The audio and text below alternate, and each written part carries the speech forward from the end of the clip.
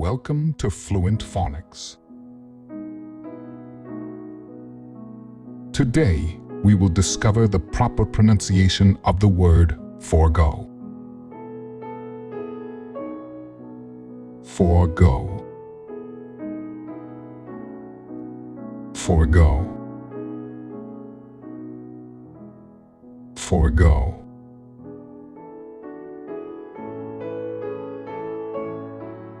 Here's an example of how one might use it in a sentence.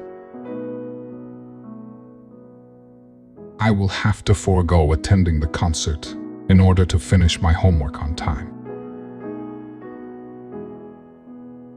Forego means to abstain from or give up something, especially something desirable or valuable, usually in favor of something else.